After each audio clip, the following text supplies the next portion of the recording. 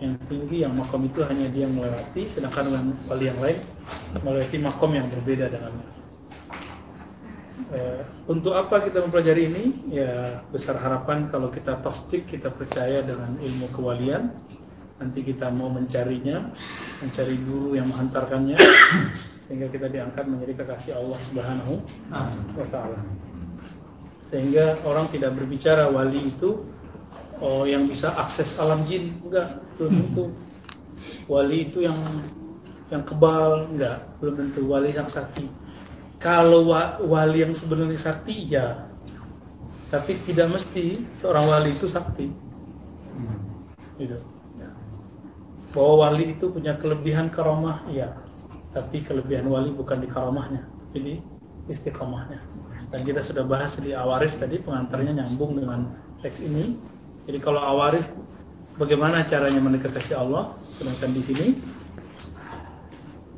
ahwalnya para wali-wali itu. Ya. Dan kita kemarin membahas tentang rahasia khatib dan fatih. Ya, masih ingat apa kata Nabi?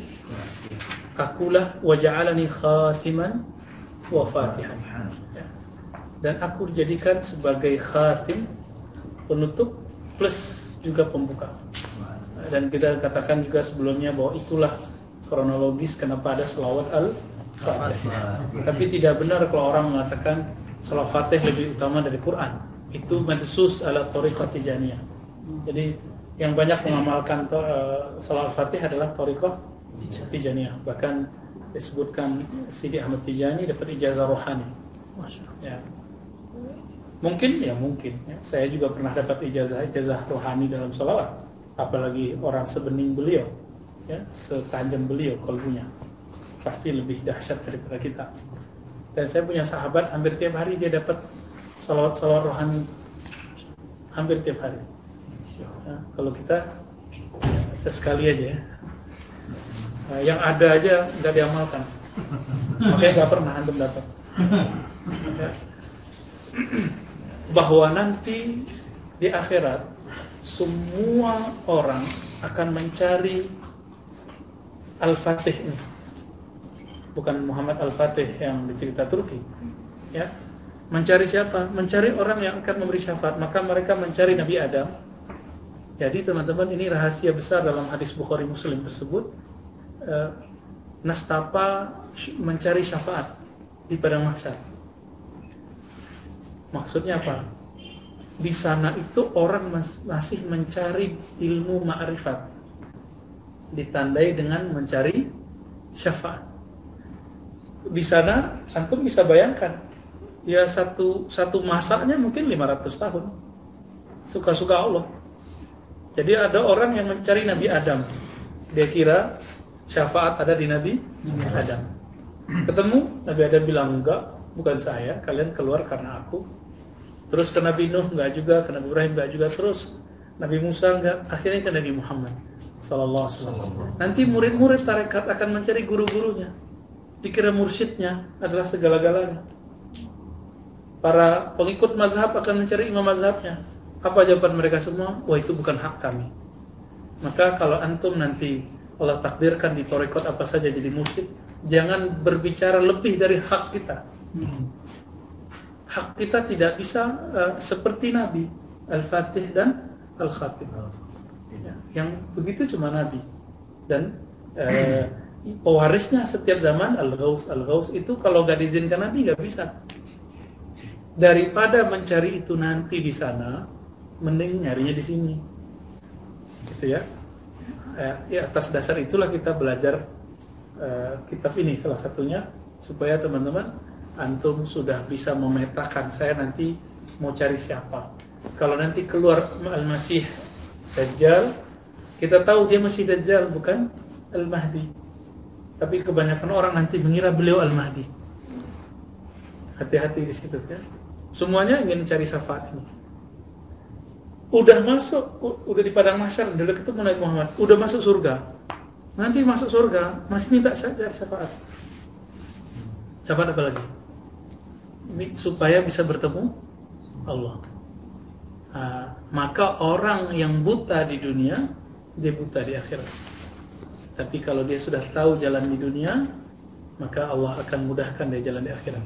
Nah, inilah rahasia ilmu ma'rifatullah. Jadi ma'rifatullah itu bukan ilmu teori-teori, tapi ilmu musyahadah, ilmu nanti bisa memandang Allah Subhanahu wa ta'ala. Inilah puncak al-ihsan yang Nabi katakan. Jadi al-ihsan itulah yang disebut inti dari kewalian. Jadi man huwal wali? Sahibul ihsan. Selesai. Jadi siapa itu wali? Yang sholatnya, ibadahnya, semua amaliyahnya dia sampai ke derajat ihsan, memandang Allah atau merasa dipandang oleh Allah. Jadi kalau mau mursyid apa, mau 7.000 ijazahnya, tapi kalau sholatnya nggak sholat ihsan, batal kewaliannya. Ya, kira-kira sesederhana itu wali. Jadi wali bukan yang aneh-aneh, bukan yang sakti-sakti, enggak. Kita harus luruskan itu benar-benar ya. Nah, malam ini kita akan lanjutkan temanya An-Nubuwah. Alhamdulillah Buya Asfi dengan segala kesibukannya sebagai konsultan Mufti Dompet Duafa masih menyempatkan bersama kita membantu untuk mempreteli per kalimat ya. Nanti di mana asiknya nanti kita ikuti dan saya tambahkan mana yang bisa saya tambahkan ya. Kalau sudah cukup ya kita cukupkan nanti. Baik. Dengan ini teman-teman yang melakukan Allah, saya ingatkan kembali bahwa imam ini, Imam Al-Hakim Tirmizi itu khidriyah. Disebutkan oleh Alauddin Al-Attar bahwa dia 3 tahun setiap hari didatangi oleh Nabi Khidir. Maka ciri-ciri wali-wali besar dia khidriyah. Khidriyah itu biasanya nggak lepas dari malamatiyah. Lain zahirnya, lain batannya. Zahirnya kelihatan kayak orang nggak jelas, kayak nggak meyakinkan. Tapi batinnya batin rohani, batin yang ta'alluq billah, yang bergantung kepada Allah. Maka jangan pernah menghukumi orang dengan pakaian zahir. Antum masih ingat ada Baghiyah, perempuan pelacur, cuma dengan memberi minum, masih ingat? Ya. Dia masuk surga. Masuk surga. Orang yang bunuh 100 masuk surga. Yang memfatwakan dia masuk neraka masuk surga. Belum. Mufti yang bilang ente bunuh orang, falaisa laka illa nar. Kamu cuma dapat neraka. Masuk neraka dia. Hati-hati, sekarang orang cuma dengan beda politik, beda kecenderungan manhaj harakah, ini berani ngomong begitu sekarang. Dan yang paling bahaya sekali kultus. Jangan sampai ya, kita teman-teman kita yang Ahlus Sunnah, antum sudah berjasa besar dalam Ahlus Sunnah, jangan kesusupan Khawarij. Khawarij ini beda aliran politik, beda aliran pemahaman, langsung mengatakan orang kafir, halal darah. Hati-hati, kita lagi diuji nih, kalbu kita lagi diuji. Semoga kita diselamatkan oleh Allah Subhanahu wa taala. Amin. Tafadhal Buya Asfi, waktu dan tempatnya dan خلي يعني مكبر الصوت يعني موجود؟ ايه موجود. طيب الصوت يعني واضح. خلي أحسن أنا أضع إليه. طيب لا بأس. ما شئتم بها. أحسن هكذا. suara ketangkap kok. لكي يكون واضحا لأن الصوت بويا عسفي خفي بل أخفى.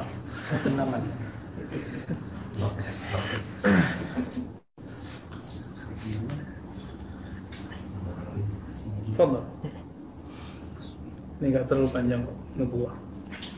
Ntar kalau panjang Pak Mahadi kelaparan.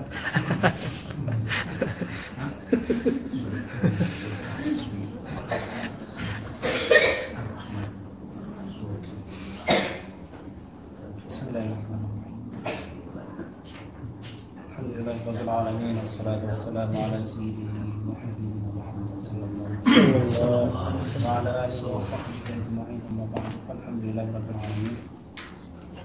Kita sampai pada pembahasan An-Nubuwah. Setelah sebelumnya kita masuk ke pembahasan Khatmul Awliya, Khatim Al-Awliya. Sekarang masuk pada Nubuwah. Jadi bagaimana kata Buya Rodi tadi, seperantai hanya memperhatikan kalimat saja. bukan Jangan gitu dong. bukan isi. Mensyarah juga. Saya juga meretelit kok. Jadi peran kita apa di dalam kitab ini? Ini kitab kalau bagi sebagian masyarakat, mungkin kalau akademis, mereka menganggap ini kitab kok mengawang-awang. Bagi masyarakat bilang gitu, ada. Nah kita yang udah bersentuhan dengan kitab ini, mungkin ada yang merasa pesimis. Saya sampai nggak ya dengan maksud ini?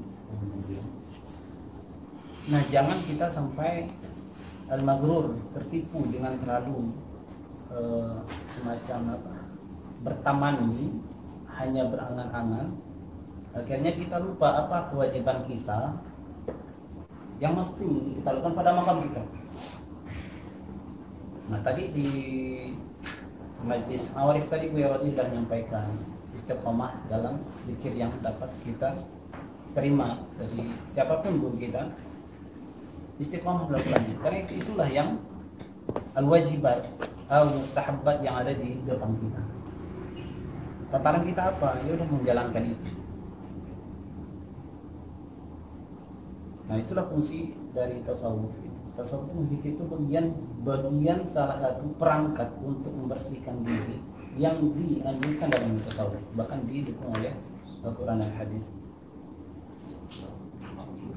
Apalagi nanti di pembahasan di dalam ini masalah-masalah yang seakan-akan seandainya ini ada di kehidupan normal keseharian, seakan kita pasti ada unsur ingkarnya.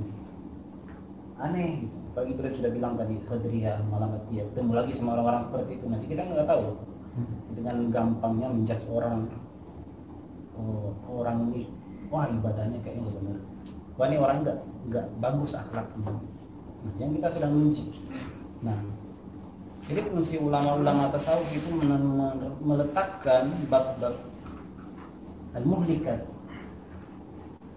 bab hasad, bab dengki. Ulama menuliskan dalam kitabnya Kitabur Riya, kitab Berbangga al-Fakhr, kitab Tulul Amal, dan segala penyakit-penyakit hati itu ulama menuliskan dalam kitab tasawuf itu bukan untuk kita gunakan untuk menembak orang, untuk menghantam diri kita sendiri. Jadi kan ada sebagian santri-santri tulab al-mutasawwif, mereka mempelajari tasawuf memang. Mereka udah baca Kitabur Riya, mereka udah baca Kibr Takabur, mereka udah baca pembahasan penyakit hati, tapi dia gunakan untuk menyoroti hati teman-teman. Oh ada orang yang bersedekah dengan dia dilihatin kok, duitnya dilihatin dimasukin. Nah sebelah kemudian apa? Ngomong apa? Oh dia lihat. Sedekah dilihatin ataupun tidak itu nggak ada hubungan sama riya. Bahkan riya itu pun juga bisa terjadi ketika sedekah itu kita berbetin. Merasa bersih dari takhallus minar riya, justru minar riya. Merasa bersih diri dari riya, tazkiyatun nafs dalam arti yang dilarang, la tuzakku anfusakum itu. Merasa diri bersih dari riya, itulah bagian dari riya juga. Nah, kita melihat orang tiba-tiba dengan ilmuannya bagus, menyampaikan dengan intonasi yang bagus, wah dia ini buat cari perhatian. Nah hati kita lebih sakit. Jadi penyakit-penyakit itu yang disebutkan oleh para ulama tasawuf dalam kitab tasawuf, penyakit itu bukan digunakan untuk menembak orang, tapi hati kita sendiri. Dari kitab-kitab kecil itu gunanya adalah mempersiapkan diri kita untuk menemui hal-hal yang salah satunya seperti ini. Kalau nyatanya kita ketemu dengan orang-orang seperti yang disebutkan oleh beliau, apalagi bagian belakang nanti ada lagi masalah nasab, ada lagi ruh. Kalau hati kita tidak bersih dari awal, mungkin bisa jadi orang yang pertama paling ingkar.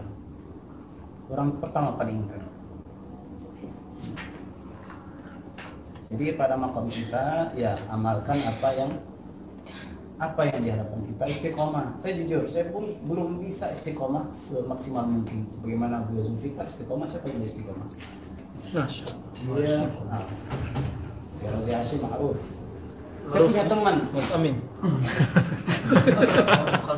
Ustaz, Dokter Aldo Dwi Putra yang beberapa hari kesini. Saya salut jempol banget karena saya saksi beliau itu karena tinggal sama saya beberapa tahun, 1 tahun lebih, 2 tahun ya. Saya tahu bagaimana istiqomahnya ibadah. Sholat subuh, pulang sholat subuh di masjid, balik ke rumah udah zikir dulu, nggak tahu sampai 1000 itu tasbihnya udah berzikirnya. Udah tidur bentar, lanjut disertasi, aktivitas kampus, habis asar, hizb bahar, maghrib di masjid. Nanti setelah maghrib dia pulang baca Quran. Nah, di sisa udah aktivitas biasa. Dia itu udah beberapa tahun nggak pernah putus sholat berjamaah. Yang Domi Putra itu. Itu apa? Rajulun qalbuhu mu'allaqun bil masajid, itu contohnya yang lihat fakta seperti itu. Dia pernah sekali, ini cerita kebaikan orang ya, bukan cerita hasad, bukan ghibah, bukan. Buya Domi Putra itu pernah sekali kelewatan subuh sampai jam 6. Oh, itu nangisnya lama, sampai subuh dia masih nangis. Kayak kita mah enteng aja, nggak ada sholat lewat. Kefikihannya mendominasi dalam pikiran kita. Oh, gampang, kok bisa dikobol. Apa gitu, dia nggak pandang pakai kobol. Dia nggak pandang kobol itu. Dia merasa melewati amar dari Allah, khitabullah yang ada pada waktu itu. Manisnya khitabullah yang pada azan itu dia kelewati. Manisnya itu dia merasa rugi meninggalkan itu. Bukan masalah fikihnya. Kalau fikih dia kobol. Kalau sholat tinggal dia kobol. Itu dia ada kita. Zikirnya dia istiqomah. Sholatnya jamaah terus. Dia yang paling sering ngingetin saya mesti sholat.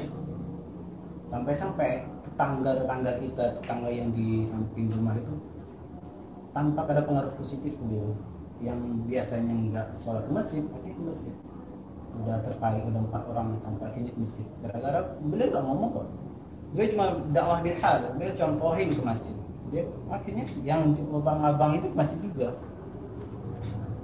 Istiqomah zikirnya itu Buya Domi Putra. Memang beliau itu sudah pernah subuh, udah ngambil 2 toriko dari Buya di kampung. Istiqomah zikir itu saya lihat kayaknya udah mendarah daging. Sampai buktinya mendarah dagingnya itu ketika suatu kali beliau itu kesetrum listrik 240 volt.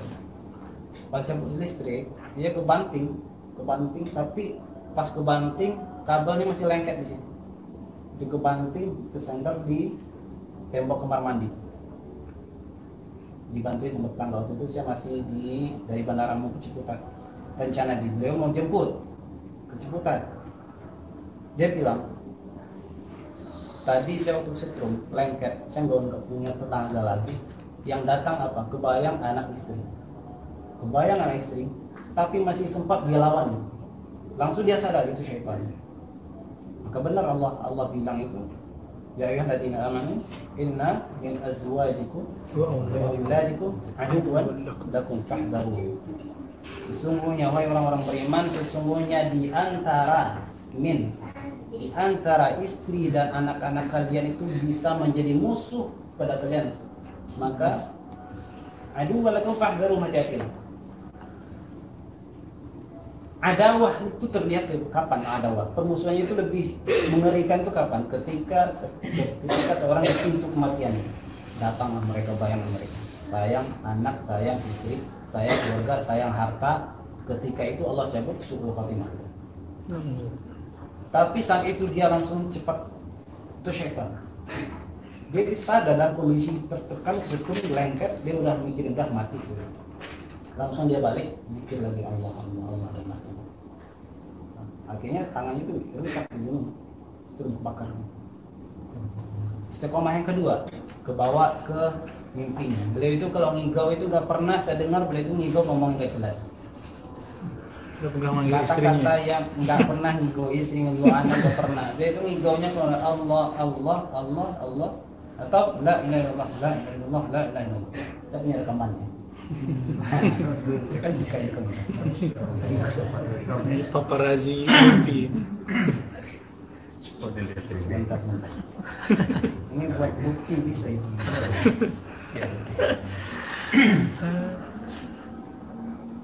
Ini buat ibrah buat kita karena dia bayangin kita zikirnya dalam keadaan sadar, tapi bisa nggak kita zikir dalam keadaan nggak sadar?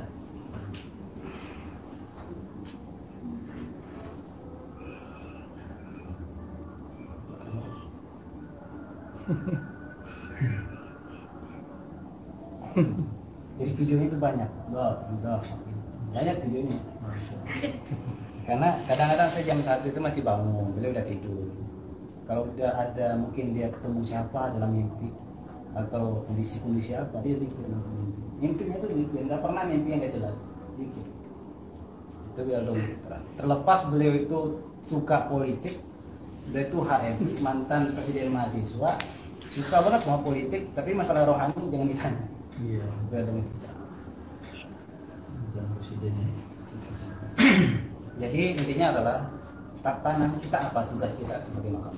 Jangan dulu kita bayangin nanti gimana, kapan yang bisa menjadi makamnya Imam Al-Hakim At-Tirmidzi. Tapi makam kita apa? Apa yang disampaikan Buya Razi, misalnya apa yang dikasih Buya Razi, amalkan dulu istiqomah. Karena istiqomah dalam satu amalan itu adalah bagian dari naun juz'un minal wilayah. Bagian serpihan kewalian. Satu amalan tapi istiqomah itu luar biasa.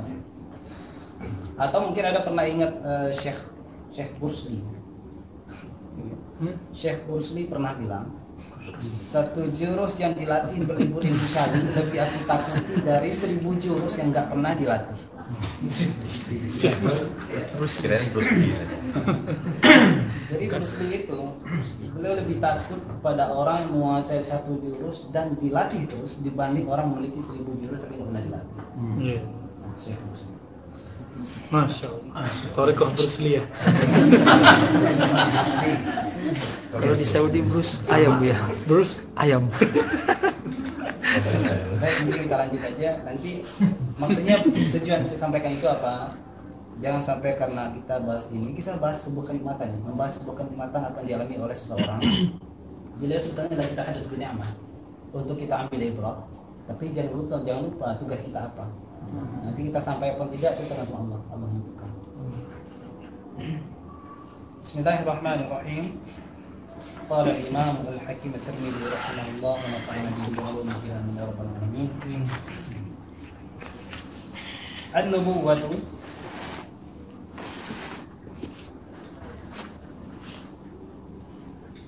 fan-nubuwwatu hiya al-'ilmu billahi 'azza wa jalla. Nah itu kata kunci pertama, al-ilmu billah, mengetahui Allah, memahami Allah, mengenali Allah. Al-ilmu billah, al-ilmu billah ala kashfil ghita'i wa ala ittila'i asraril ghaib. Mengenal Allah, bahwa Allah itu mampu menyingkap apa yang tertutup. Allah mampu menyingkap penutup. Wa ala ittila'i asraril ghaib. Allah juga mampu menyingkap rahasia-rahasia gaib dan Allah kasihkan, Allah singkapkan kepada hamba yang Allah kehendaki. Nah, itu nubuwah itu dapat di situ. Nubuwah dapat. Jadi jangan heran kalau misalnya ada ungkapan dalam hadis, misalnya sebenarnya engkau Muhammad tidak tahu apa yang dilakukan oleh umat setelah kamu. Itu hadis yang sering dipakai oleh Syiah untuk menyerang sahabat. Jadi bagi Syiah itu sahabat-sahabat itu adalah ya udah setelah peninggalan Nabi ya murtad.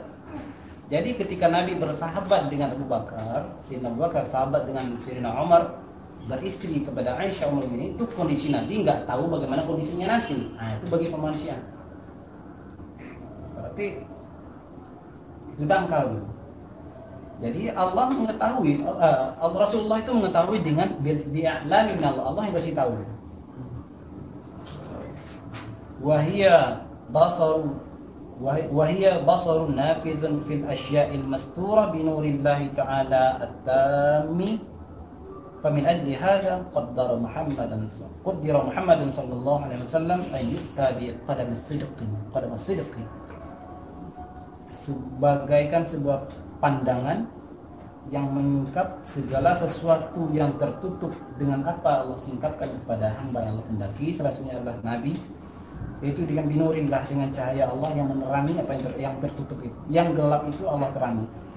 Famin ajli hadza, dengan inilah qaddara Muhammad, ditakdirkanlah Sayyidina Muhammad sallallahu alaihi wasallam ayyukta bi qadamis sidq, diberikan hak qadam as-sidq yang syafaat yang disebutkan bulan. Fa idza stawatil aqdamu, يعني أقدام الأنبياء في صفاء وسئل الصادقون عن صدقهم يحتاج الأنبياء إلى عفو الله تعالى. Saking Nabi itu berada pada qadam as-sidq, paling sok depan, maka ketika telapak kaki para nabi itu ingin sejajar di depannya, harus mereka itu meminta afwa kepada Allah.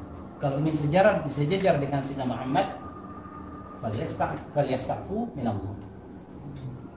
Yahtaj al-anbiya ila afwillah. Kalau ingin bersama sejajar di depan bersama Rasulullah, maka harus istighfar dulu kepada Allah. Saking di depannya Sayyidina Muhammad. Wa taqaddama Muhammadun sallallahu alaihi wasallam jami'al anbiya'i amamahum, dan majulah posisi Rasulullah, maqamnya lebih di atas, lebih di depan dari seluruh para nabi. Yakhturu bis-sidqi alladhi ata bihi barizan ala jami'il anbiya'i bi judillahi wa karami bi an a'ta an-nubuwwata wa khatama 'alayha falam yukallimhu 'aduwwun wa la akhadhathu nafsu bi hazzihi minhu. Nah, dengan semua anugerah diberikan oleh Allah kepada Sayyidina Muhammad itu bijudillah, dengan karamillah, diberikanlah status nubuwah, diberikan khatamun nubuwah kepada Sayyidina Muhammad. Khatamun nubuwah tidak cuma di dunia aja, tapi nanti di akhirat hak istimewa diberikan Allah kepada Sayyidina Muhammad. Saking posisi yang diistimewakan oleh Allah, falam yukallimhu aduun, tak ada satupun musuh yang mampu berbicara atau berhujjah dengan Nabi Muhammad SAW. Wala akhadhatin nafsu bihazzi minhu, nafsu pun tidak punya celah untuk menggoda, untuk masuk ke nafsu Sayyidina Muhammad pun tidak mampu menaklukkan Sayyidina Muhammad sendiri. Wa dzalika qawluhu ta'ala fi tanzilihi alif lam ra tilka ayatul kitabil hakim. Begitu juga firman Allah Ta'ala dalam Al-Quran, alif lam ra tilka ayatul kitabil hakim, itulah ayat-ayat Al-Kitab Al-Hakim. Fal alifu yarmuzu ala'ahu wal lamu ramzu lutfihi. Nah, ini udah ilmu huruf. Alif dalam alif lam ra itu disimbolkan sebagai nikmat-nikmat Allah, dan lam pada alif lam ra itu disimbolkan sebagai kehalusan ya Allah Ta'ala, dan ra alif lam ra itu sebagai rumusan kasih sayang Allah Ta'ala. Itu kajian huruf lagi, nanti Berosi bisa jelaskan. Ada makna alif lam mim, ada hamim, alif lam ra, kaf ayat, maknanya apa aja. Ada yang mengatakan asma al-ayat al-muqatta'ah, depan itu ada yang mengatakan itu adalah asma min asma'in Nabi Muhammad SAW. Akana lin-nasi ajaban an auhayna ila rajulin minhum an andirin nas. Apakah manusia memiliki rasa takjub atau heran ketika kami wahyukan kepada seseorang di antara mereka, yakni kepada Sayyidina Muhammad? Apa wahyu yang diperintahkan oleh Allah kepada Sayyidina Muhammad? An andirin nas. Ketika Allah mewahyukan itu an andirin nas, faqad alima subhanahu anna qawlahu an andirin nasa mimma yudhiru uqula as-sadiqin al-mutanabbihin, faqala ala ithri dhalik wa basyiril ladzina amanu anna lahum qadama sidqin inda rabbihim. Kita kalau ada sebuah perintah dari siapapun, atasan ataupun guru, pasti ada lahzah merasa itu ada beban, oh ada sesuatu nih, ada tugas nih, berat. Ada kulfah di situ, ada masyaqqah di situ. Ketika ada andir, ada peringatan. Nah, dalam kondisi itu Allah hibur dengan ungkapannya wa basyiril ladzina amanu anna lahum qadama sidqin inda rabbihim. Kabar gembiralah, berikanlah kabar gembira kepada orang beriman bahwasanya nanti mereka di akhirat mendapatkan qadama sidqin inda rabbihim, mendapatkan hak syafaat dari Sayyidina Muhammad sallallahu alaihi wasallam di sisi Tuhan mereka. Apa? Ai anzartukum liqa'i. Al-andirin nas, enggak cuma sekedar kabar, berikanlah warning terhadap azab, berikanlah warning apapun masalah-masalah yang akan ditimpakan kepada hamba ketika melakukan kesalahan. Enggak cuma itu, tapi di sini dikasih hiburan, anzartukum liqa'i. Aku berikan warning, peringatan bahwa nanti kamu akan bertemu denganku. Ayun ni'mati a'la min hadzal. Nikmat apa yang lebih besar dari janji untuk bertemu dengan Allah. Jadi inzar bil liqa, pemberitahuan bahwa akan ketemu. Yang kedua, wa wuquf fakum baina yaday 'azamati. Kalian akan berwukuf, berdiri di hadapan keagunganku. Wa inni iqtadaitukum sidqal 'ubudiyah. Tapi aku perintahkan, aku haruskan kepada kalian untuk betul-betul sidik ubudiyahnya. Ubudiyah itu bisidik, tulus ubudiyahnya kepada Allah Subhanahu wa taala. Wabashshiril ladzina amanu anna lahum qadama sidqin 'inda rabbihim wa huwa hadzal rajulul ladzi awhayna ilaihi. Siapa qadama sidqin yang disebutkan di ayat itu? Huwa hadzal rajul alladzi awhayna ilaihi. Itu adalah rajul, sosok yang kami wahyukan kepada beliau. Siapa? Nabi Muhammad sallallahu alaihi wasallam.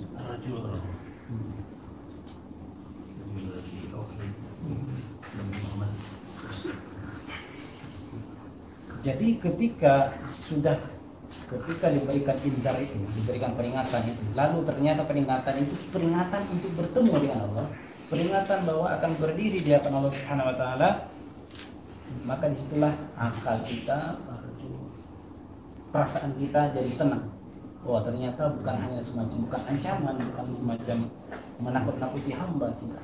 Tapi ada di situ sebuah nikmat uzma. Nikmat uzma yaitu mendapatkan syafaat, ketemu dengan Sayyidina Muhammad, ketemu dengan Allah Subhanahu wa taala. Wa kadzalika ruwiya lana an Abi Sa'id al-Khudri fi qawlihi qadama sidqin. Qala Muhammad. Jadi qadama sidqin ditafsirkan dengan Sayyidina Muhammad itu adalah tafsiran dari salah satunya dari Abu Sa'id al-Khudri radhiyallahu anhu. Yashfa'u lahum yaumal qiyamah. Rasulullah akan memberikan syafaat kepada mereka pada hari kiamat. Wa qawlu Rasul. Nah, ini ataf kepada yang diriwayatkan oleh Abi Sa'id al-Khudri.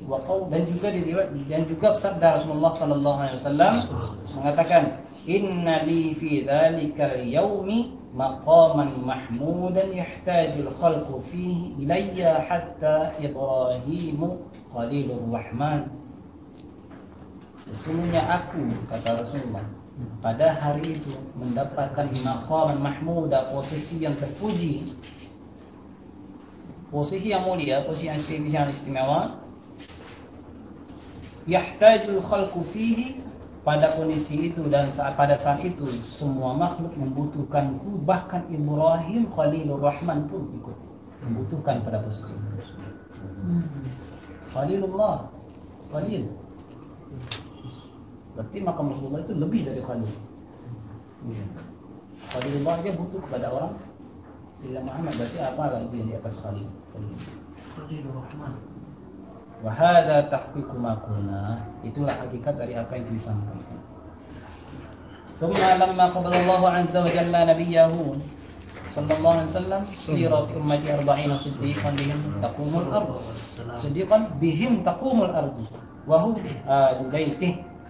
Kemudian tatkala Allah mengangkat nabinya, mewafatkan Umar. Ketika Allah mewafatkan, ini balik lagi ke dunia. Ketika Allah mewafatkan nabinya sallallahu alaihi wasallam, sira fi ummati 40 siddiqan, maka Allah munculkan di kalangan umatnya ada 40 siddiqan. 40 siddiqan itu menjadi sebab taqumul ardh, menjadi sebab dunia ini masih tetap ada. Jadi ulaika ma'al ladzina an'amta 'alaihim minan nabiyyin as-siddiqin. Siddiqin itu salah satunya yang dimaksud. Jadi bukan sekedar hanya jujur ngomong, enggak cuma jujur ngomong, jujur amanah. Berdagangnya jujur, bekerjanya jujur, enggak cuma siddiq. Di situ bukan hanya sekedar masalah itu aja. Siddiq ya aulia ini. Wahum ahlu baiti. Siapa mereka? Mereka ada ahlu baiti Sayyidina Muhammad. Ahlu baitnya Sayyidina Muhammad. Fakul ma mata wahidu minhum khalafahu man yaqumu maqamah. Ketika salah satu meninggal dari 40 itu, maka dimunculkan seorang lagi yang menggantikan pada maqam itu. Hatta idza qarada aduduhum wa ata waqtu zawali dunya in ba'atha Allahu waliyan istafahu wajtabahu wa qarrabahu wa arnahu wa a'tahu ma'atan awliya'a wa khassahu bi khatimil wilayah fayakunu hujjatallahi yawmal qiyamah ala sa'iril awliya. Ketika jumlah yang 40 ini sudah inqarada, tiada, dan datanglah waktu akhirnya di dunia. Mungkin sekarang sudah akhir, udah detik-detik mau zawal dunia, maka Allah utus, Allah munculkan waliyan mufrad, satu wali. Allah pilih, Allah seleksi, dan Allah dekatkan dia kepadanya. Wa qarrabahu adna. Kalau bahasa Indonesia, qarrabahu, Allah dekatkan dia kepada dia. Wali itu Allah dekat kepada dia. Adnahu juga Allah dekatkan. Bahasa Indonesia kan cuma gitu aja. Di bahasa Arab qarrabahu adnahu. Dalam bahasa Indonesia itu dua-duanya mendekatkan. Tapi dalam bahasa Arab dibedakan, berarti ada adna itu lebih a'maq. Wa a'tahu ma'atal awliya. Allah berikan kepada satu wali ini semua yang diberikan kepada seluruh wali. Mumpul kepada beliau satu. Wa khassahu bi khatimil wilayah. Allah berikan keistimewaan dengan status khatimil wilayah. Fayakunu hujjatullah yaumil qiyamah. Lalu dia nanti menjadi hujjah Allah pada hari kiamat terhadap seluruh aulia yang nanti juga mereka temui, yang juga dia temui nanti di akhirat. Fayujadu 'indahu bidzalikal khatam sidqal wilayah. Di sisinya, dari si orang yang satu itu juga ada khatamnya. Kalau Sayyidina Muhammad ada khatam di belakang secara fisik bentuk, maka bisa jadi beliau juga punya fisik, tapi bisa jadi bermakna non fisik. Apa khatamnya? Khatam sidqal wilayah. Ala sabili ma wujida 'inda Muhammadin sallallahu alaihi wasallam min sidqin nubuwah falam yanalhu al-aduwwu. Sebagaimana jalan yang diperoleh ketika pada Sayyidina Muhammad sallallahu alaihi wasallam yang sidqin nubuwah berupa sidqin nubuwah, betul-betul sudah final, sudah jelas, sudah khatam nabinya pada Sayyidina Muhammad. Begitu juga pada seorang ini, khatam walinya pada diri beliau. Falam yanalhu al-adu, maka tidak ada pun musuh yang bisa mencapainya. Maka Dajjal itu beliau lah yang membunuh. Beliau apa dihalau oleh bareng sama Nabi Isa. Bareng sama Nabi Isa. Wala wajadatin nafsu sabilan ila al-akhdhi bihadhihi min al-wilayah. Bahkan nafsu sendiri tidak bisa menggoyahkan kewilayahan beliau. Nafsu dia sendiri nggak akan mampu mencuri kesempatan untuk menggoyahkan kursi beliau. فإذا برز الأولياء يوم القيامة واقتضوا صدق الولاية والعبودية وجد الوفاء عند هذا الذي ختم الولاية تماما.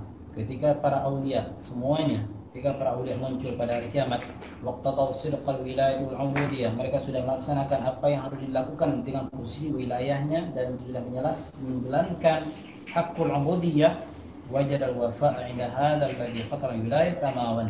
Inda hadha itu orang yang tadi, maka akan tampaklah wafa kesempurnaan balasan pangkat yang diberikan kepada si wali yang tunggal ini, yang mana dia itu menjadi khatamul wilayah tamaman. Fakana hujjatallahi alaihim wa ala sa'il muwahhidin min ba'dihim. Maka dia nanti menjadi hujjah Allah terhadap mereka, para aulia juga. Nah, berarti kan beliau ini puncak wali, maka dia akan menjadi hujjah Allah, maksudnya untuk menjadi saksi bahwa dia bagaimana, wali-wali yang lain bagaimana, untuk direkomendasikan, bahasa kantornya direkomendasikan kepada Allah. Wa ala sa'il muwahhidin. Ternyata beliau juga bisa menjadi syafi'ah juga, karena memang syafi'ah itu dan tidak hanya Sayyidina Muhammad sallallahu alaihi wasallam, dan mu'minun, aulia itu syafi'ah, syufa'a. Sama seperti syuhada kita disuruh mempersaksikan kepada ahli mayit, al-hadza fulan khair, hadza fulan khair, antum syuhada'ullahi fil ardh. Syuhada di situ berposisi sebagai syafaat. Syafaat buat persaksian kita terhadap si fulan ini memang orang baik. Antum syuhada'ullahi fil ardh. Nah, itulah posisi nanti yang digapai oleh seorang ini untuk membantu para aulia-aulia yang lain. Apalagi membantu kita yang bukan para wali misalnya, itu lebih asyaddu hajatan ilaihi. Asyaddu hajatan ila syafa'atu Sayyidina Muhammad wa syafa'ati as-siddiqin. Wa minhum di antara mereka itu ya beliau ini. Wa kana syafi'ahum yaumal qiyamati fahum sayyiduhum, maka dia akan menjadi syafaat mereka pada hari kiamat. Fahuwa sayyiduhum, dialah menjadi pimpinan mereka. Sadal auliya, memimpin para aulia yang lain apapun tingkatan aulianya. Kama sada Muhammadun sallallahu alaihi wasallam al-anbiya'a fa yunsabu lahu maqamu syafa'ah. Sebagaimana Sayyidina Muhammad memimpin para nabi lainnya, fa yunsabu lahu maqamu syafa'ah. Diangkatlah beliau, diberikanlah beliau maqam syafa'ah. Wa yuthni 'ala Allah ta'ala thana'an. Meskipun diberikan syafaat, yuthni 'ala Allah thana'an, tetap beliau puji Allah nanti di akhirat. Wa yahmaduhu bimahamida yaqiru awliya'ul fadli 'alaihim fil 'ilmi billahi ta'ala.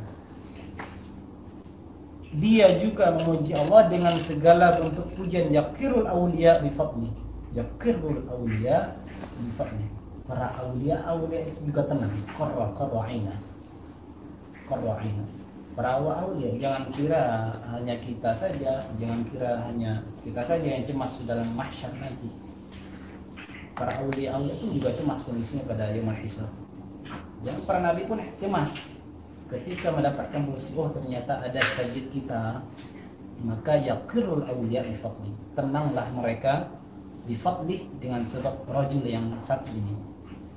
Bil fil ilmi billahi ta'ala, dalam ilmu yang Allah berikan kepadanya. Falam yazal hadzal wali madhkuran fil bad'i awalan fil dzikri wa awalan fil ilmi. Wali yang satu ini senantiasa disebutkan fil bad'i, alam azali, fil azali, fi yaum bala syahidna yaum syahadah. Awalan fil dzikri wa awalan fil ilmi. ثم هو الأول في المشيئة، ثم هو الأول في المقادير، ثم هو الأول في اللوح المحفوظ، ثم هو الأول في الميثاق، ثم الأول في المحشر، ثم الأول في الخطاب، ثم الأول في الوفادة، ثم الأول في الشفاعة، ثم الأول في الجوار، ثم الأول في دخول الدار، ثم الأول في الزيارة. Karena beliau memang Sayyidul Awliya. Kalau bagi Nabi, Sayyidul Anbiya. Ya, maka mereka wajar namanya Sayyid itu al-awwal. Awal dan kondisi apa aja, aktivis apapun yang nanti dia lewati di akhirat, apapun di dunia sebelumnya nanti, maupun kondisi dunia sekarang maupun nanti di akhir zaman, huwa al-awwal. Sebagaimana Nabi Muhammad SAW huwa al-awwal. Fa huwa fi kulli makanin awwalul awliya. Di setiap tempat beliau adalah awwalul awliya. Wali yang diprioritaskan. Kama kana Muhammad sallallahu alaihi wasallam awwalul anbiya, fa huwa min Muhammadin sallallahu alaihi wasallam indal udhuni wal awliya indal qafa. Ini bahasa kinayah.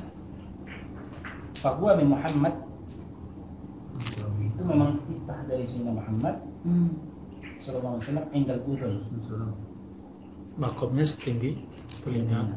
Wal awliya indal qafa, turun dikit ke telinga. Nabi ibaratnya makam telinga, maka perawliya indal qafa turun dikit, bawah telinga, pundaknya dikit, tipis loh, saking puncaknya kewaliannya. Fahadha abdul maqamuhu bayna yadayhi fi malikil mulk. Maka ini adalah seorang hamba yang mana maqamnya berada di depannya. Di depannya Sayyidina Muhammad, di mana? Di malikil mulk, di hadapan Allah Ta'ala. wa najwahu hunaka fil majlisil a'zami fa huwa fil qabdati. Wa najwahu hunak,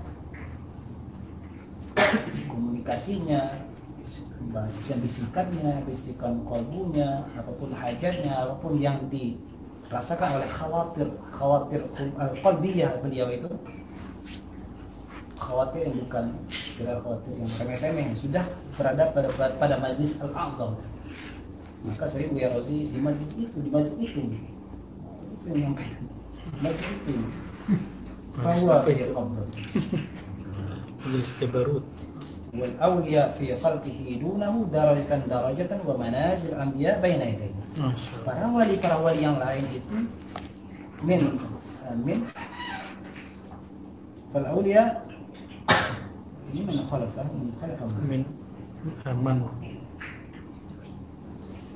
wal awliya min khalqi. Para wali di antara makhluk-makhluk Allah itu berada di mana? Dunahu, berada di bawahnya. Bawah para wali yang satu ini darajatan. Mulai nanti urutan-urutannya apa? Darajatan semakin bawah. Wa manazil anbiya baina yadayhi, dan manazil anbiya itu berada di hadapannya di atas, yang lebih tinggi dari aulia yang puncaknya.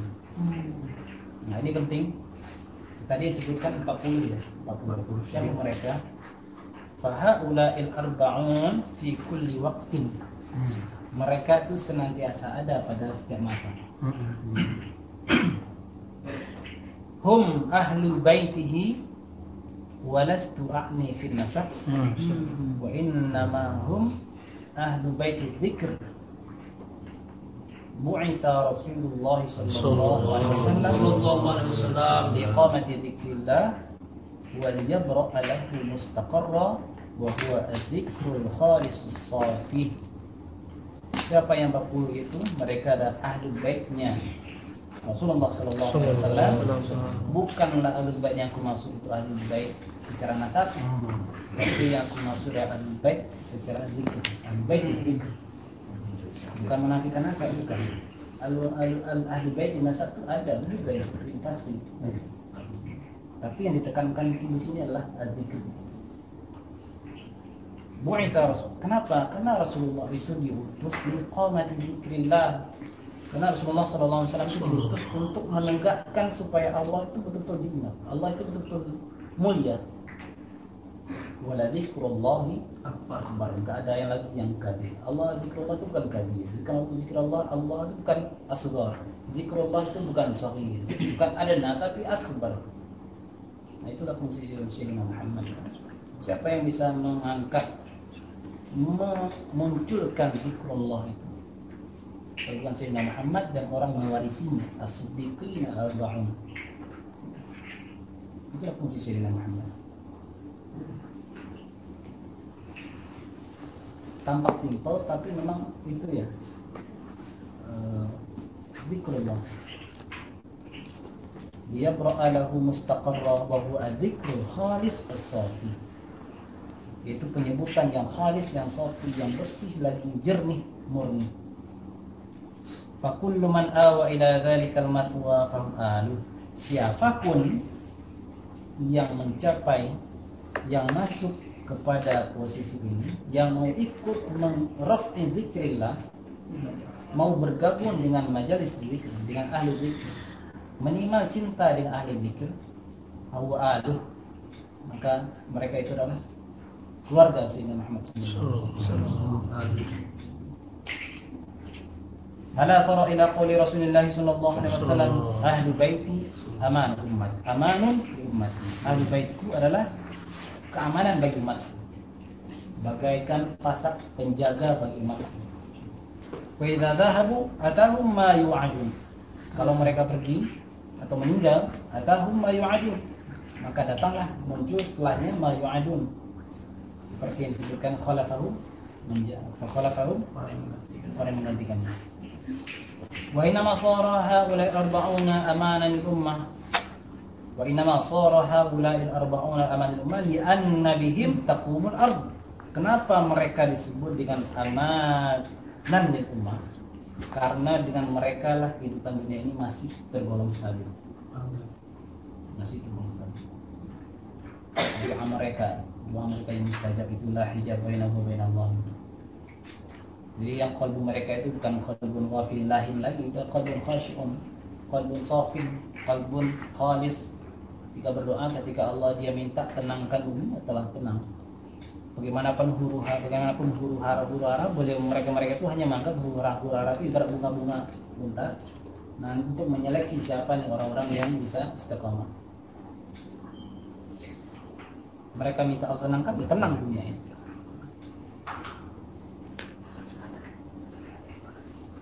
Ya nabihim taqumul ardu wa bihim yastasqunal ghaitha. Dengan mereka lah hujan turun. Dengan doa mereka hujan turun. Wa idza matu atahum ma yu'adun. Ketika mereka mati pun datang yang menggantikan. Walau ini belum memberikan logika. Walau kana Nabi alaihi salam ya'ni bihi ahla baiti fi nasr lakana yastahilu an la yabqa minhum ahadun fayamutu an akhirihim wa qad kathara Allah 'adadahum hatta la yuhsawna. Seandainya yang dimaksudkan oleh Sayyidina Muhammad itu adalah ahli bait secara nasab, lakana yastahil, tentunya mustahil, alla yabqa minhum ahadun fayamutu an akhirihim wa qad kathara Allah 'alaihim hatta la yuhsawna. Tentunya akan membludak jumlahnya, tidak terbatas. Tapi Allah Rasulullah batasi 40 orang. Seandainya nasab kan mungkin hanya 40 orang kan? Pasti banyak. Berarti 40 orang ini siapa? Finasab bisa, pasti bisa. Yang ghairu nasab bisa. Ghairu nasab bisa. Bimasyiatillah, biidznillah ta'ala. Jadi yang membuat Sayyidah Fatimah ketika awal-awalnya seperti semua. Ini kalau kita tarik ke awal ya, secara empiris. Sayyidah Fatimah itu ketika awal-awal memang kecewa dengan putusannya Sayyidina Abu Bakar masalah tanah Padang. Ketika masalah tanah Padang, dikira itu tanah warisan oleh Sayyidah Fatimah, tapi ya Sayyidina Abu Bakar menyatakan Rasulullah itu tidak mau mewarisi. Rasulullah tidak mewarisi. Lalu Sayyidina Abu Bakar datang kepada Sayyidah Fatimah minta izin, minta ridha. Abu Bakar katakan, aku tahu bahwa engkau adalah berdarah dagingnya Rasulullah SAW. Lalu disampaikan oleh beliau apa yang bisa diterimanya dari Sayyidina Muhammad. Sayyidah Fatimah itu radiyat, ridha dengan keputusan Sayyidina Abu Bakar.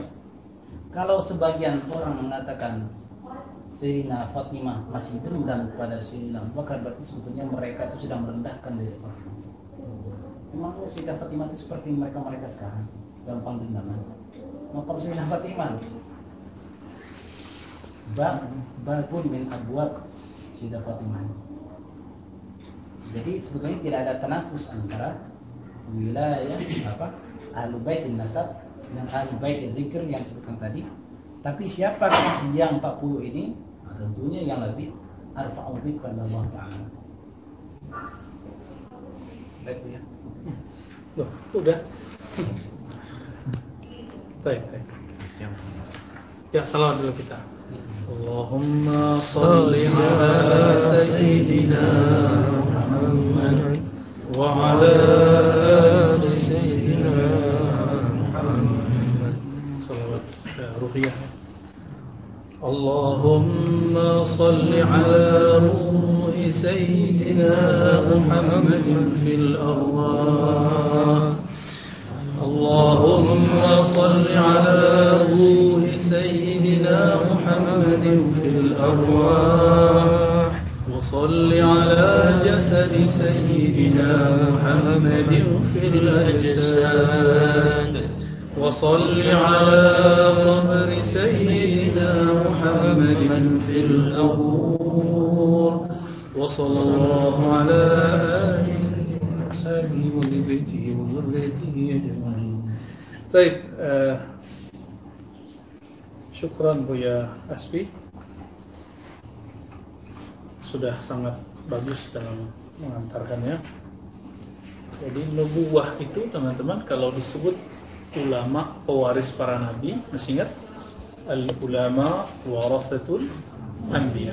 Ulama pewaris para nabi. Apa yang diwariskan? bukan pangkatnya. Pangkat kenabian la nabiyya ba'di.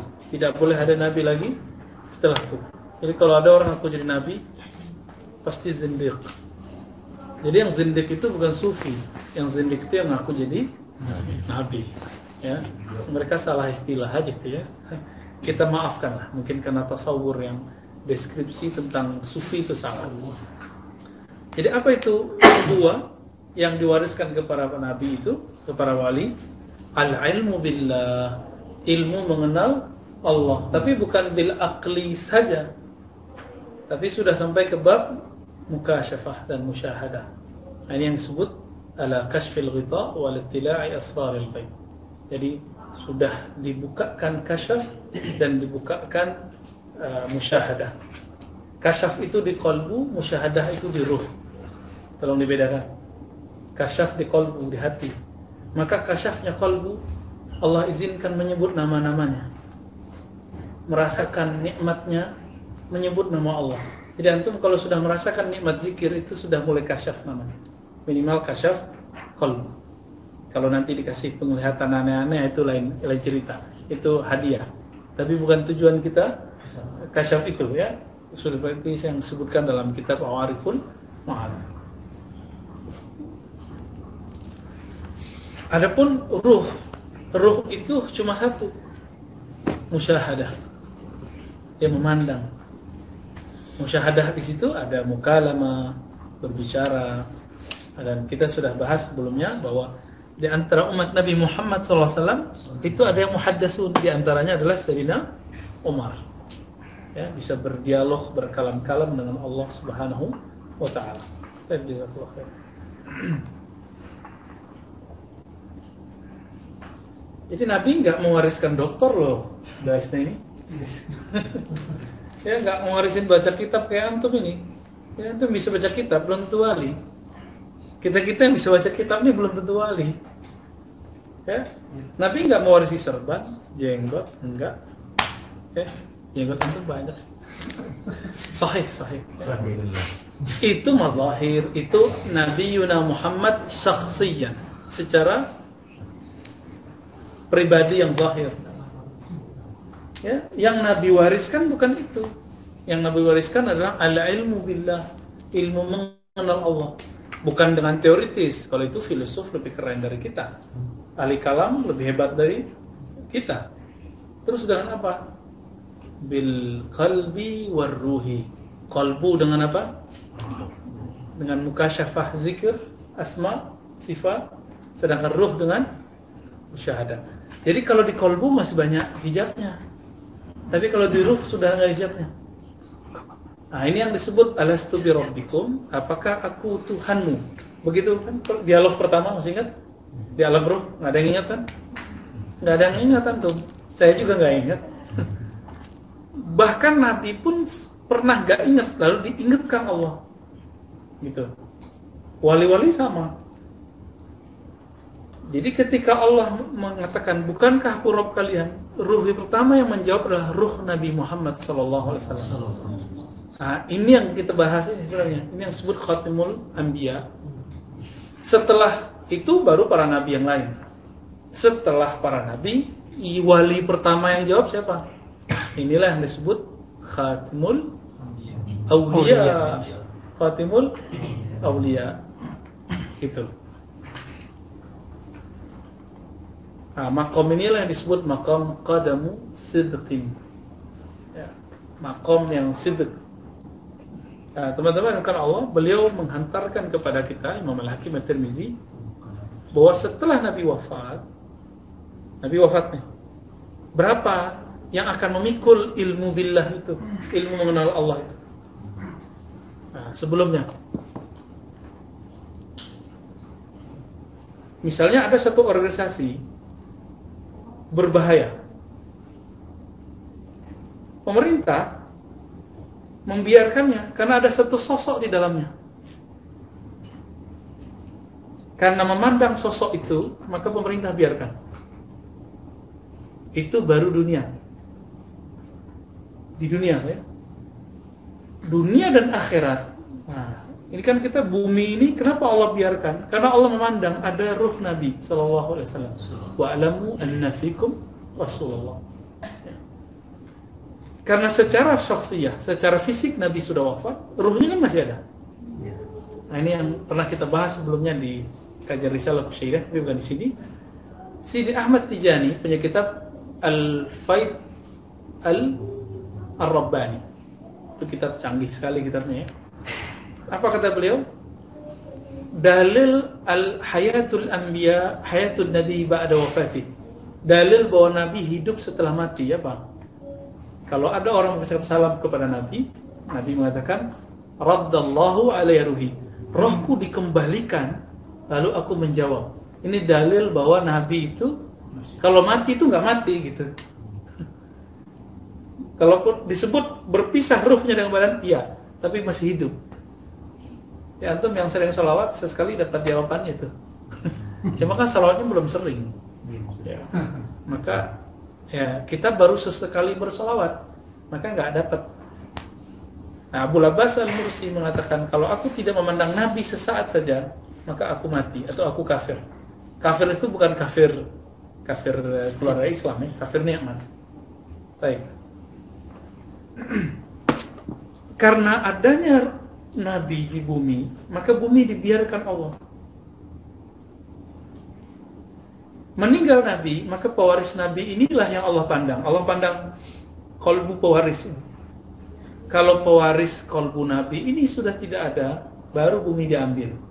Oleh karena itu, setiap masa mesti ada mereka.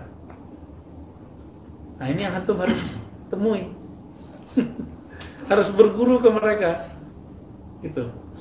Karena mereka lah bumi ini turun hujan, karena mereka lah pandemi ini bisa tidak terlalu mengacaukan kita, gitu.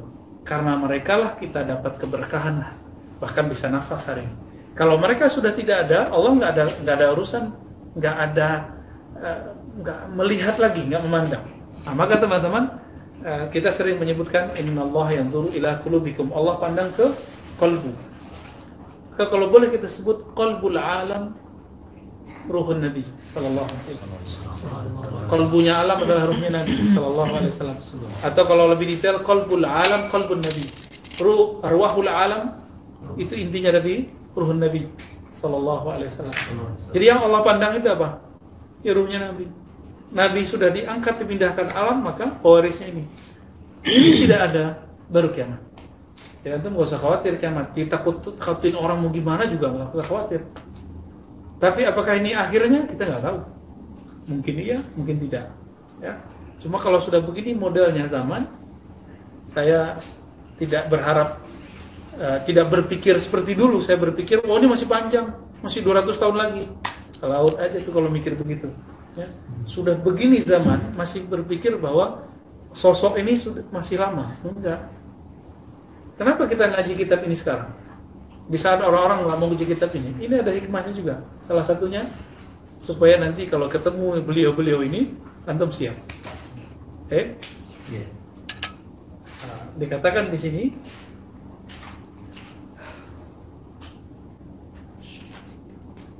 fa huwa fi kulli makan awwalul awliya.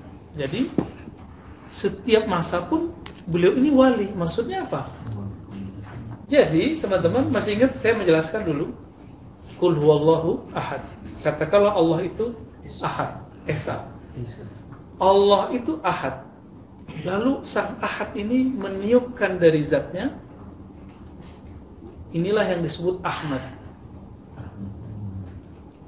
Ahmad ini terkumpullah nurnya dalam mazahir al-haqiqah al-Muhammadiyah, tersebut dengan nur Muhammad. Allah pandanglah itu. Nah, antum kalau dipandangin sama sang kekasih atau guru yang galak atau guru yang disukai, itu keringetan kita. Ini ilustrasi aja.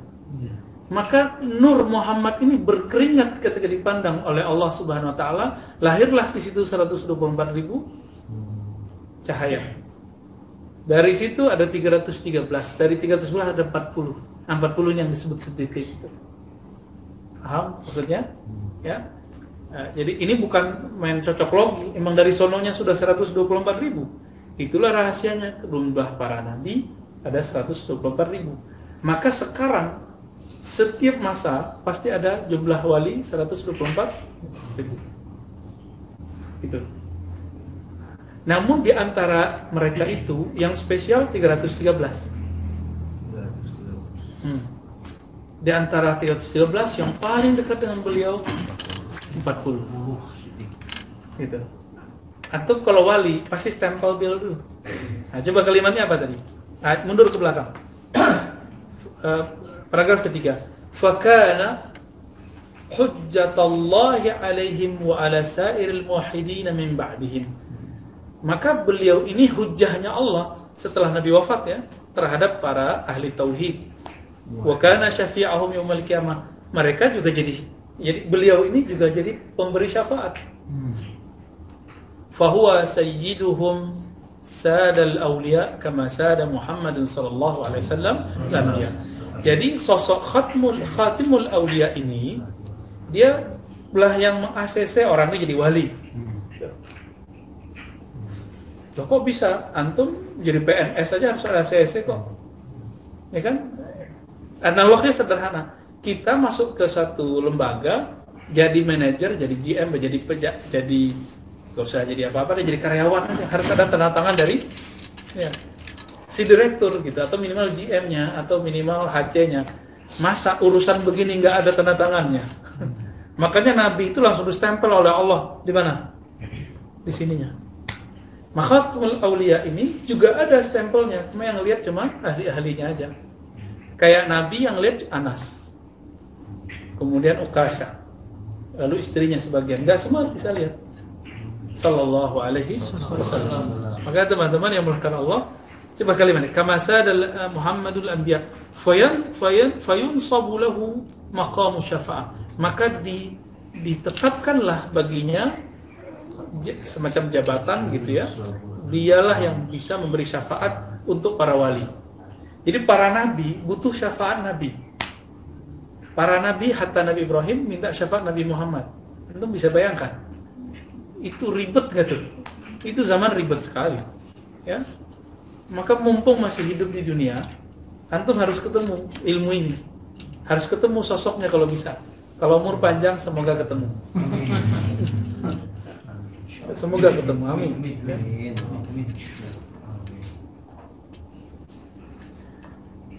Jadi kalau wali ketemu beliau itu minta naik makom. Jadi wali kalau ketemu beliau, tolong dong naikin saya ke aras tingkat berapa gitu. Kalau wali ketemu beliau, ya. Cuma kalau belum wali ya ngelihat beliau, ini masa orang begini wali, apa gitu. Ya. Jadi dulu waktu Al Habib Ja'far Al-Kaf yang majzub itu, majdub kata antum ya. Lucu kayaknya kalau dengar majdub itu. Majzub yang sahih. Kurma. Indonesia. Nama kurma. Iya. Sudah Indonesia. Itu ada di satu tempat, saya nggak usah sebutkan. Itu para habaib datang. Para habaib banyak yang duduk. Tapi ada satu sofa kosong. Ketika datang sang Khidriyah ini, beliau yang disuruh naik ke atas. Padahal orang nggak tahu beliau siapa. Yang tahu siapa? Wali majzub. Kenapa? Saya tanya, kok bisa begitu? Ini yang agak menyedihkan. Karena tidak semua habib itu wali. Jawabannya ternyata dalam kitab ini. Ada. Ya. Barusan yang dibaca Bu Yaswi. Ya. Apa kata beliau? Halaman 172, Khatmul Auliya. Ya. Bagi para habaib yang enggak percaya dengan kalimat ini, silakan baca kitab ini. Ya. Fahaula'il arba'un fi kulli waqtin hum ahlu baitihi walastu a'ni fin nasabi. Yang aku maksud ahlu baitnya Nabi itu secara rohani, bukan secara nasab saja. Nah, jadi karena saya keturunan Nabi langsung jadi wali belum tentu. Kalau antum dapat kemuliaan, ya. Para habaib mendapat kemuliaan pasti. Karena ruhnya waktu di alam ruh dulu adalah mereka yang mencintai Nabi. Jadi waktu Nabi mengatakan bala syahidna, kan Nabi pertama ngomong gitu. Maka ruh-ruh ini sangat kagum dengan ruh Nabi sallallahu alaihi wasallam. maka Allah kasihlah hadiah untuk mereka lahir sebagai keturunan Rasulullah Sallallahu Alaihi Wasallam. Itu rahasia sebenarnya, ya. Salah satu rahasianya, ya. Kalau nggak percaya, antum tanya aja dengan Nabi Khidir, ya. Lalu gimana ini? Beliau sendiri ngomong, ya.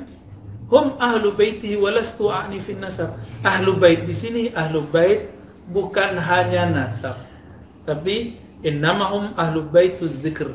Mereka ahli bait dalam ma'rifatullah. Jadi zikir di sini kita artikan ma'rifatullah, mengenal Allah Subhanahu wa taala. Wali kalau menyebut berzikir pasti dia mengenal siapa yang dizikirkan. Gitu, ya. Kalau orang awam berdoa aja nggak yakin doanya diterima, ya. Kita banyak ketemu orang udah 70 ngomong, Allah dengar nggak sih doa saya? 70 tahun umurnya, tapi rohnya masih anak kecil. Anda bisa bayangkan, wali, gimana jadi wali? Tapi kelebihannya para habaib, teman-teman, karena di darahnya ada darah Nabi, neraka nggak berani sentuh dia. Maka antum jangan berani sentuh mereka. Sentuh dalam artian menyakiti mereka. Kecuali kita seorang pejabat pemerintahan, misalnya, lalu ada habib yang bermaksiat atau habib yang melanggar hukum, lalu kita tilang misalnya, itu sebagai pejabat karena cinta dengan beliau, malu ente keturunan Rasulullah gitu, negur dia. Tapi bukan ingin menyakiti. Atau teman-teman, sejelek apapun habaib, jangan pernah ta'nun fin nasab, meragukan nasabnya. Sebenci apapun antum dengan pola si habib fulan, jangan pernah meragukan nasabnya. Hati-hati. Karena langsung Sayyidah Fatimah nanti yang ngurus beliau. Syafaatnya langsung di tangan Sayyidah Fatimah. Kita kan nggak dapat itu. Apa kata Nabi?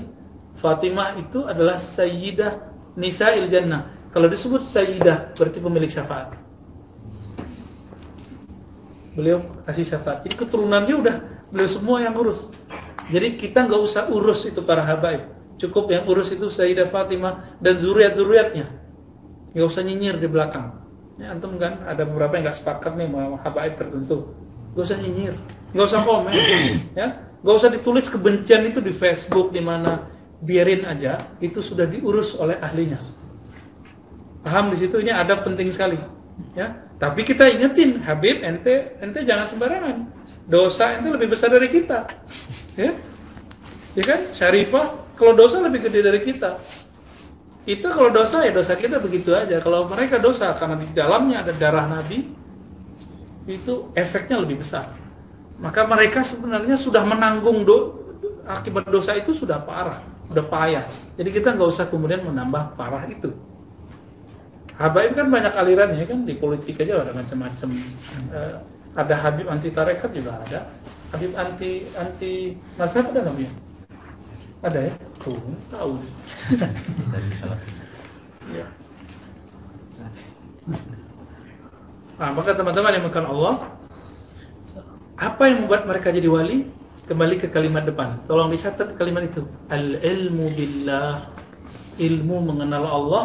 Kalau diringkas, musyahadah, mukasyafah. Dua itu aja. Jadi kalau ilmunya masih pakai kitab seperti kita ini, ya belum tentu. Antum harus ragukan aneh, ya. Jangan ini wali nih kayaknya nih, belum tentu, ya. Nanti buktikan aja dengan perjalanan zaman, ya. Tapi saya bisa paham kitab ini setelah ketemu orang-orang Khidriyah itu. Artinya saya berharap saya sudah ketemu mereka. Gitu. Semoga, amin. Amin. Nah, kalimat yang di akhir bukanlah untuk meremehkan para habaib. Ya, kalimat yang disebutkan oleh beliau ini, Ahlul Bait belum tentu nasab, tapi ini mengingatkan para habaib dan bukan habaib bahwa orang itu disebut wali bukan karena keturunannya, tapi karena al-ilmu billah, karena dia mengenal Allah SWT. Jadi ilmu itu kemuliaannya kan tergantung objeknya. Ilmu yang mulia apa? Ilmu mengenal Allah SWT. Maka kita ini kolbunya siapa yang paling mulia? Ya ilmu, orang yang di dalamnya ada ilmu billah, mengenal Allah Subhanahu wa taala. Nah, semoga kita teman-teman di malam yang ini salah satu malam mulia sebenarnya, karena Selasa malam Rabu itu disimbolkan malam aulia. ya, simbolkan sebagai malam ilmu. Itu sebabnya Mbah Mun itu meminta kepada Allah diwafatkan di hari Selasa, ya. Itu rahasianya karena mereka mengenal hari-hari itu. Kalau sempat pulang, tolong jangan tinggalkan sholat witir. Salah satu thariqat kita adalah berwitir, ya. Kalau bisa di tiap hari, ya. Ketinggalan qadha. Berapa kali witir? Ya kalau nggak bisa 3 ya 1 nggak bisa. Nggak bisa. Copot giginya sebentar, ya. Masa 1 nggak bisa berdiri duduk, nggak bisa di atas sejadah lagi di kendaraan. Nabi sering witir itu di atas kendaraan. Ini bukti kata Imam Syafi'i bahwa sholat witir bukan sholat wajib. La kama yaqulu Abu Hanifah. Tidak seperti yang dikatakan Abu Hanifah bahwa sholat yang wajib itu ada 1, yang fardu ada 5, jadi 6.